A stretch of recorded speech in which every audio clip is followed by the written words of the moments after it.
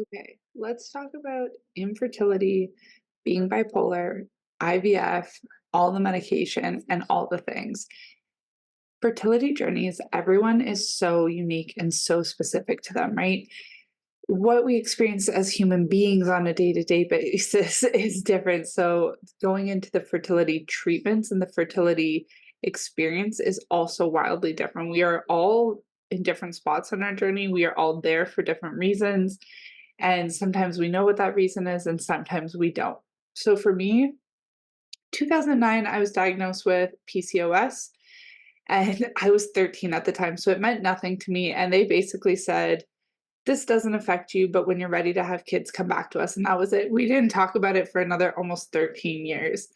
And then my now husband and I were starting to plan our wedding, planning to have kids. And I was talking to my doctor, and she said, it's not going to be a surprise to you, and it's not a surprise to me, but you're probably going to need help getting pregnant.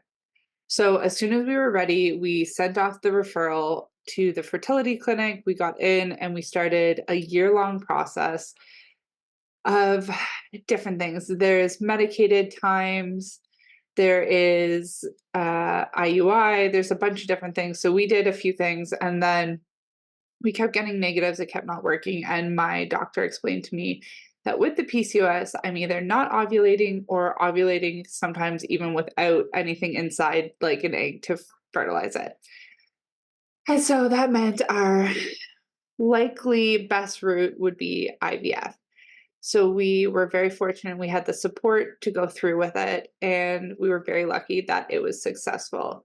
However, going into it being 26 and going through IVF, there's a lot of preconceived ideas that you're going to have so many eggs and you're going to be so successful with the retrieval and all of this stuff. And I think we maybe had 5 eggs when they told me I was going to have something like 20 to 30, and 3 of those eggs were viable.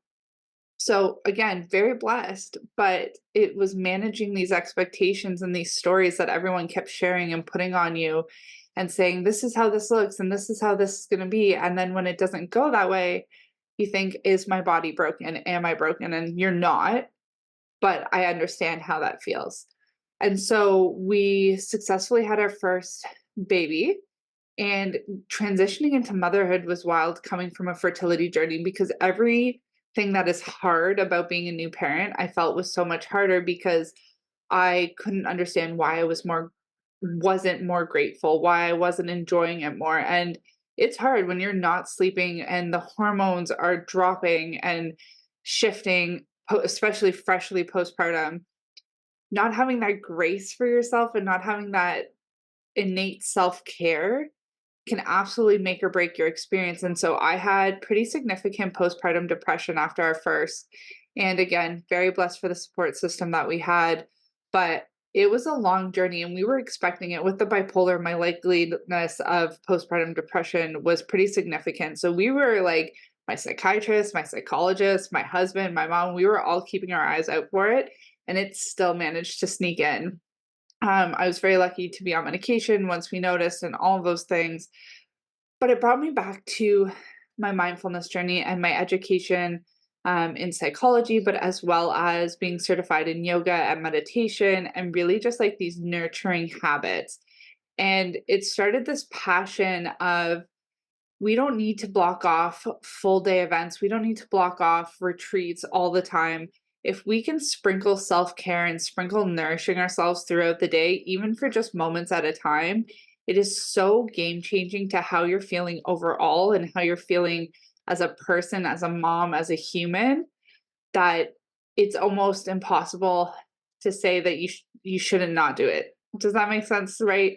It's impossible to say that it's okay not to do it because it can be as simple as taking a couple moments, hand to chest, as simple as that, catching your breath.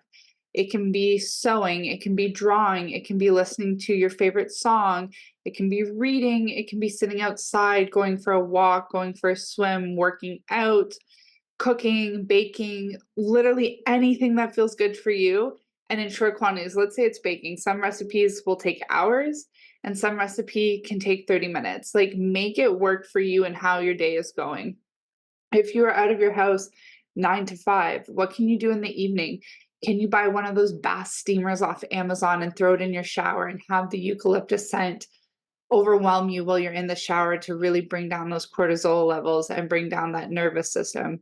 Or can you sit outside and have dinner while you're eating because you're already eating? So, can we change the location of where you're eating to better nourish you and feel better? Can you have your coffee in the morning with a syrup that you like? Again, find a cheap syrup. In Canada, we have Home Sense. I know there's Home Goods, I think, in the States, and all of the places like that typically sell cheaper coffee syrups. Can you do that to make your coffee feel a little bit more nourishing, a little bit more luxurious, but still at home? Heck, buy yourself a coffee if that's what you want to do. What can you do in these small doses throughout your entire day to nourish you as someone going through fertility, as someone who is pregnant, and as someone who is now a parent in the thick of it? Whether your child is 2 or 25, how are you taking care of yourself to be the best you and take care of those around you? So, this is my topic for today. If you have any suggestions of what you want me to talk about, whether it be mental health, fertility, anything, let me know in the comments. Thank you for watching, and we will talk again soon.